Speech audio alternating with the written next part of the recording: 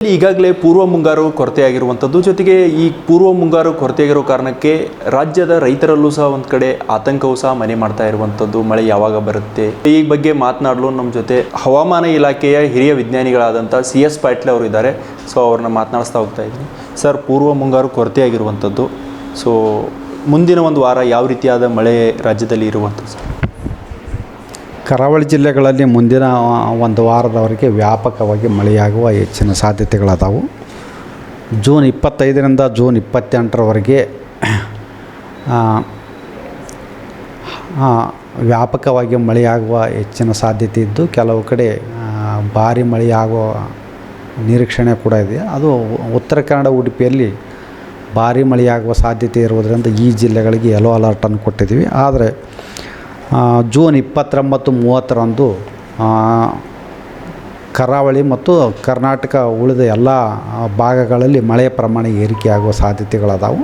ಆದ್ದರಿಂದ ಕರಾವಳಿ ಜಿಲ್ಲೆಗಳಿಗೆ 29-30ರಂದು ಈ ಜಿಲ್ಲೆಗಳಿಗೆ ಆರೆಂಜ್ ಅಲರ್ಟನ್ನು ಘೋಷಿಸಲಾಗಿದೆ. ಅಂದ್ರೆ 29-30ರಂದು ಕೆಲವು ಕಡೆ ಭಾರಿ ಹಾಗೂ ಅತಿ ಭಾರಿ ಮಳೆಯಾಗುವ ಸಾಧ್ಯತೆ ಐತಿ. ಮತ್ತು ಕರ್ನಾಟಕದ ಉತ್ತರ ಒಳನಾಡಿನ ಜಿಲ್ಲೆಗಳಲ್ಲಿ ಕೂಡ ಜೂನ್ 25ರಿಂದ ಜೂನ್ 28ರವರೆಗೆ ಹಲವು ಕಡೆ ಅಂದರೆ 75% ಪ್ರದೇಶಗಳಲ್ಲಿ ಮಳೆಯಾಗುವ ಸಾಧ್ಯತೆಗಳದಾವು.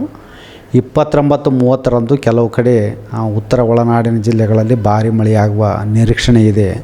ಅದು ಬೆಳಗಾವಿ, ಧಾರವಾಡ, ಹಾವೇರಿ, ಗದಗ, ಬೀದರು, ಕಲಬುರಗಿ ಜಿಲ್ಲೆಗಳಲ್ಲಿ ಭಾರಿ ಮಳೆಯಾಗುವ ಸಾಧ್ಯತೆ ಇರುವುದರಿಂದ ಈ ಜಿಲ್ಲೆಗಳಿಗೆ ಯೆಲ್ಲೋ ಅಲರ್ಟನ್ನು ಕೊಡಲಾಗಿದೆ.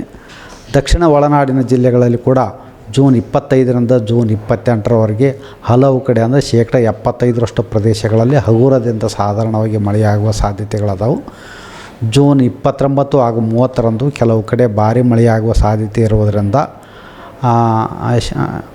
ಯೆಲ್ಲೋ ಅಲರ್ಟನ್ನು ಕೊಡಲಾಗಿದೆ. ಮುಖ್ಯವಾಗಿ ಶಿವಮೊಗ್ಗ, ಚಿಕ್ಕಮಗಳೂರು, ಹಾಸನ, ಕೊಡಗು ಜಿಲ್ಲೆಗಳಲ್ಲಿ ಭಾರಿ ಮಳೆಯಾಗುವ ಸಾಧ್ಯತೆ ಇರುವುದರಿಂದ ಜೂನ್ 29 ಹಾಗೂ 30ರಂದು ಈ ಜಿಲ್ಲೆಗಳಿಗೆ ಯೆಲ್ಲೋ ಅಲರ್ಟನ್ನು ಕೊಡಲಾಗಿದೆ. ಬೆಂಗಳೂರಿನಲ್ಲಿ ಮುಂದಿನ 5 ದಿನಗಳವರೆಗೆ ಕೆಲವು ಕಡೆ ಹಗುರದಿಂದ ಸಾಧಾರಣವಾಗಿ ಮಾತ್ರ ಮಳೆಯಾಗುವ ಸಾಧ್ಯತೆ ಐತಿ. ಮತ್ತು ಕರ್ನಾಟಕ ರಾಜ್ಯಾದ್ಯಂತ ಮಳೆಯ ಜೊತೆಗೆ ಕೆಲವೊಮ್ಮೆ ಗಾಳಿಯ ವೇಗವು ಪ್ರತಿ ಗಂಟೆಗೆ 30ರಿಂದ 40 ಕಿಲೋಮೀಟರ್ ಇರುವ ಸಾಧ್ಯತೆಗಳದಾವು. ಕಳೆದ ವಾರಕ್ಕೆ ಹೋಲಿಸಿದರೆ ಮುಂದಿನ ಒಂದು ವಾರದಲ್ಲಿ ಸ್ವಲ್ಪ ಕರ್ನಾಟಕ ರಾಜ್ಯಾದ್ಯಂತ ಮಳೆಯ ಪ್ರಮಾಣ ಏರಿಕೆಯಾಗುವ ಸಾಧ್ಯತೆಗಳದಾವು. ಸರ್, ಈಗ ಮಳೆ ಕೊರತೆಯಿಂದ ರೈತರಲ್ಲೂ ಒಂದು ಕಡೆ ಆತಂಕ ಮೂಡ್ತಾ ಇರುವಂಥದ್ದು ಸರ್. ಅಂದರೆ ಯಾವಾಗ ಬರುತ್ತೆ ಮಳೆ, ಹೇಗೆ ಏನು ಅಂದರೆ ಅವ್ರಿಗೆ ಯಾವ ರೀತಿಯಾಗಿ ಅಭಯ ನೀಡ್ಬೋದು ಸರ್? ಯಾವೆಲ್ಲ ಮುನ್ನೆಚ್ಚರಿಕೆ ಕ್ರಮಗಳನ್ನು ತೊಗೋಬೇಕು ರೈತರು ಅಂತ? ಅದು ಅವ್ರಿಗೆ ನೀರಾವರಿಯ ಪ್ರೊಟೆಕ್ಟಿವ್ ಇರಿಗೇಷನ್ ಅಂದ್ರೆ ನೀರಾವರಿ ಸೌಲಭ್ಯ ಇತ್ತಂದ್ರೆ ಅವರು ತಮ್ಮ ಬೆಳೆಗಳಿಗೆ ನೀರು ಹಾಯಿಸ್ಕೋಬೋದು. ಆದರೆ ಮುಂದಿನ ಒಂದು ಈ ವಾರದಾಗ ಒಂದು ಸ್ವಲ್ಪ ಮಳೆ ಹೆಚ್ಚಿಗೆ ಆಗೋ ಸಾಧ್ಯತೆಗಳದಾವು. ಅಂದರೆ ಯಾವುದು ಮತ್ತು ಕಡಿಮೆ ಮಳೆಗೆ ಬೆಳೆಯುವಂಥ ಬೆಳೆಗಳನ್ನು ಮಾತ್ರ ಬೆಳೆಯೋದು ಒಳ್ಳೆಯದು ಈ ಒಂದು ಸೀಸನ್ಯಾಗ. ಎಲ್ಲಿನೋ ಇದ್ದಾಗ ಇದರಿಂದ ನಾವು ರಿಸ್ಕ್ ತೊಗೊಳಕ್ಕಾಗಲ್ಲ. ಯಾಕಂದರೆ ಬಿತ್ತಿದ ಬೆಳೆಗಳು ಒಣಗಿ ಹೋತಂದ್ರೆ ಎಲ್ಲ ಸುಮ್ಮನೆ ಖರ್ಚು ಜಾಸ್ತಿ ಆಗಿ ಅದು ರೈತರ ಮೇಲೆ ಹೊರೆ ಬೀಳುತ್ತೆ. ರೈತರು ಇದಕ್ಕೆ ತಾವೇ ಮುಂಜಾಗ್ರತೆ ತೆಗೆದುಕೊಳ್ಬೇಕು. ಎಲ್ ನಿನೋ ಎಫೆಕ್ಟ್ ಬಗ್ಗೆ ಹೇಳಿದ್ರಿ ನೀವು. ಸೊ ಈ ಎಲ್ ನಿನೋ ಎಫೆಕ್ಟು ರೈತರ ಜೊತೆಗೆ ಮಳೆ ಮೇಲೆ ಯಾವೆಲ್ಲ ಪರಿಣಾಮವನ್ನು ಬೀರುತ್ತೆ ಸರ್? ಈ ಎಲ್ ನಿನೋ ಇಫೆಕ್ಟು ಬಂದಾಗೆಲ್ಲ ನಮ್ಮ ದೇಶದಲ್ಲಿ ಮಳೆ ಕೊರತೆ ಆಗುತ್ತಾ. ಇದರಲ್ಲಿಂದ ಜನರಿಗೆ ಕುಡಿ ನೀರಾಗಲಿ ಅಥವಾ ದನಗಳಿಗೆ ನೀರಿನ ಒಂದು ಸಮಸ್ಯೆ ಆಗುತ್ತಾ. ಮತ್ತು ಇದು ಕೃಷಿ ಮೇಲೆ ಜಾಸ್ತಿ ಪರಿಣಾಮ ಬೀಳ್ತೈತಿ. ಅಂದ್ರೆ ಬೆಳೆಗಳು ಅಷ್ಟೊಂದು ಬೆಳೆ ತೆಗಿಯೋಕ್ಕಾಗಲ್ಲ ಇದರಲ್ಲಿಂದ.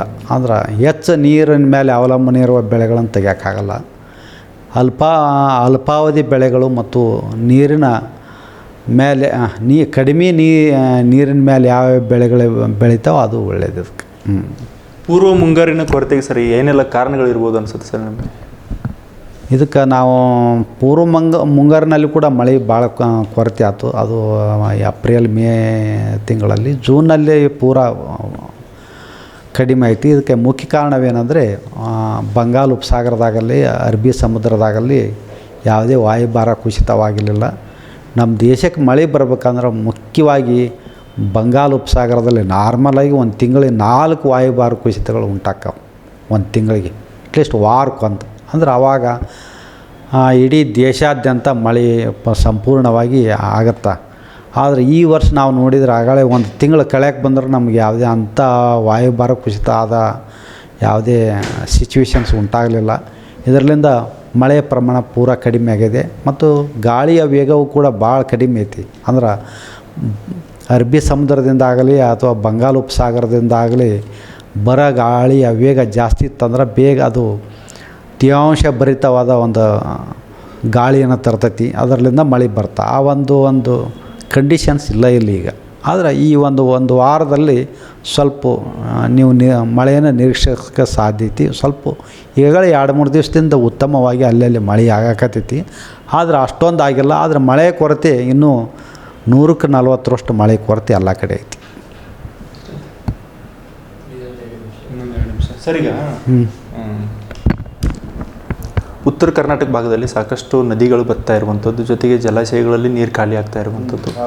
ಸೊ ಈ ಮಳೆಯ ಪ್ರಮಾಣ ಯಾವಾಗ ಜಾಸ್ತಿ ಆಗುತ್ತೆ? ಈ ಒಂದು ವಾರ ಹೇಳಿದ್ರಿ ನೀವು, ಒಂದು ವಾರದಲ್ಲಿ ಜಾಸ್ತಿ ಆಗುತ್ತೆ ಅಂತ.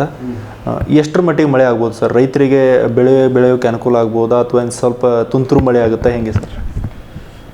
ಇದು ಹಗುರದಿಂದ ಸಾಧಾರಣವಾಗಿ ಮಾತ್ರ ಮಳೆ ಆಗುವ ಸಾಧ್ಯತೆಗಳದಾವು ಮುಂದಿನ ವಾರದಾಗಲಿ ಕರ್ನಾಟಕದ ಒಳನಾಡಿನ ಜಿಲ್ಲೆಗಳಲ್ಲಿ.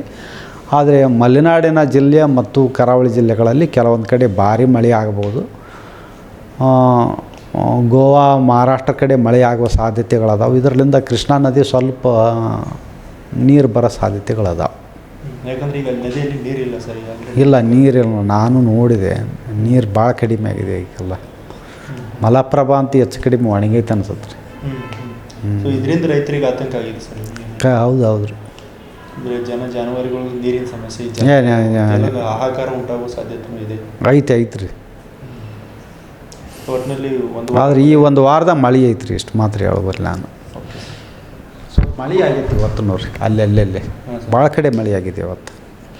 ಒಟ್ಟಿನಲ್ಲಿ ಆಶಾದಾಯಕವಾಗಿ ನಿರೀಕ್ಷೆ ಇಟ್ಕೋಬೋದು ರೈತ. ಸ್ವಲ್ಪ ಸಾಧಾರಣವಾಗಿ ಮಳೆ ಆಗುತ್ತಾ ಅದನ್ನು ಉಪಯೋಗ ಮಾಡ್ಕೋಬೇಕು ನಾವು. ಇವಿಷ್ಟು CS ಪಾಟೀಲ್ ಅವರ ಮಾತುಗಳು. ವಿಡಿಯೋ ಜರ್ನಲಿಸ್ಟ್ ಮಂಜುನಾಥ್ ಜೊತೆ ಪ್ರಹ್ಲಾದ್, ಪ್ರತಿಧ್ವನಿ ನ್ಯೂಸ್, ಬೆಂಗಳೂರು.